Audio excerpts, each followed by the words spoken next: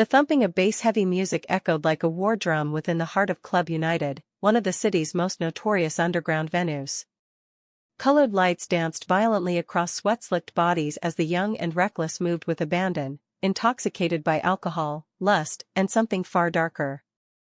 Beneath the chaotic euphoria, the air reeked of whiskey, perfume, and unspoken secrets. Two figures pushed through the throng of people.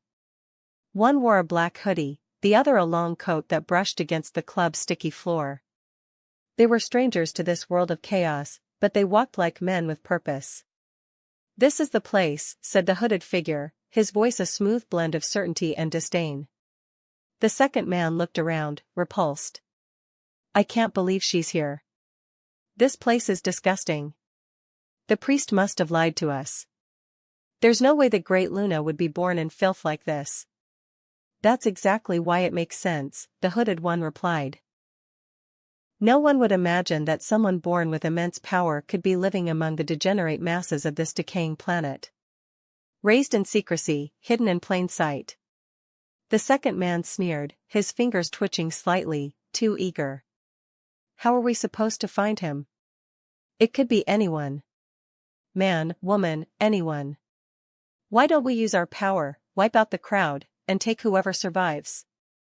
The first man stopped in the middle of the dance floor. The music shifted into something primal and thunderous.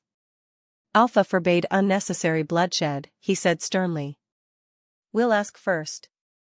He grabbed a dazed partygoer, a boy no older than 20, and yanked him close. "Where is Luna?" The boy blinked, clearly drunk. "The what now? You are high too? You want drinks, or something?"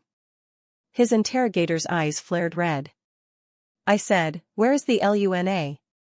Dude, I don't know any Luna." "The club owners? People call them wolves 'cause they're big shots, but..." The hooded figure shoved him aside before he could finish. He and his partner exchanged a look. "They're here," the second man said. He said, "The wolves. She must be one of them." They again inquired about the owners of the club using their powers.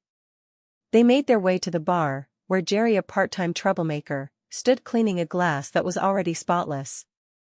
He spotted them instantly. Something about these two was wrong. "Welcome, gentlemen," Jerry said with forced cheer. "What would you like to taste? Drinks are on the house for you guys." Two men searching for owners has already reached up to his ears. People often comes anyways. But when he saw them, he understood that this people are a totally different problem. "Where are the wolves?" Jerry looked at them, the taller man didn't blink. He grabbed Jerry by the collar and lifted him effortlessly. "Where are the wolves?" he demanded this time. Jerry tried to wriggle free. "The one standing in front of you?" The man's partner leaned closer. "He can't see our wolf eyes." The taller one smirked. "Then he's the one. The wolf. But he is a man. This time Luna may have been born in man's gender, filthy world, filthy people," the man said. Before they could act, a foot collided with the taller man's jaw, sending him stumbling backward. "And here comes another wolf," Jerry said, brushing himself off. A girl had stepped between them.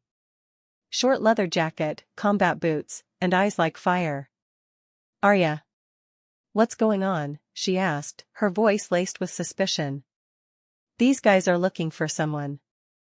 Maybe you?" Jerry joked. Arya narrowed her eyes on the two men. "You two look like you wandered out of a medieval cosplay convention." "They're not from here, they look weird," Jerry whispered. "They directly come and tried to hit me. And you stood there like a good person." Arya taunted him. "I am a good person, plus I am not in a mood of fight," Jerry said, sitting on bar counter. "I thought let's give you a chance to do some action." "She can't see our eyes either," the second man said, more to himself. "Time to begin the chant. Those of our kind will return. The others will be perish." The lights in the club dimmed. A cold wind blew, unnatural in the enclosed space. And then, everything went black. The Forest of Whispers. When Arya opened her eyes, she was no longer in the club. The flashing lights, the thumping music, the human warmth, everything was gone.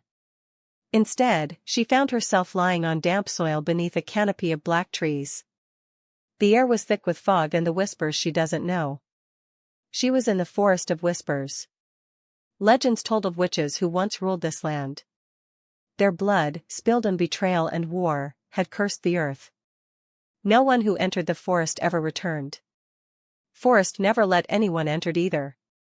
You would only enter if it's your last days, or what they call the event as the hunger of forest for wolf's blood. Arya groaned as she sat up. Her ankle screamed in protest. She was injured. Great, she muttered. Just my luck. She was alone. Jerry was nowhere in sight. As she tried to stand, a low growl rumbled through the air. A pair of glowing red eyes stared at her from the darkness. A wolf emerged. Massive. Elegant.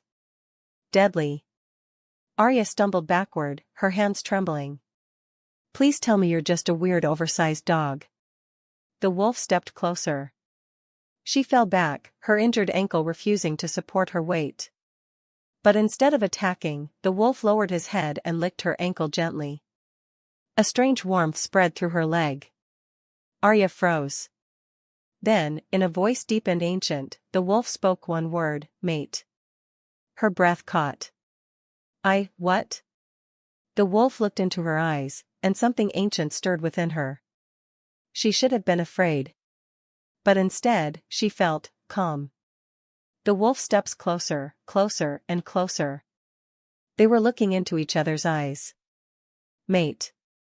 The big black wolf said again. Arya looked at him, she sighed. Mate.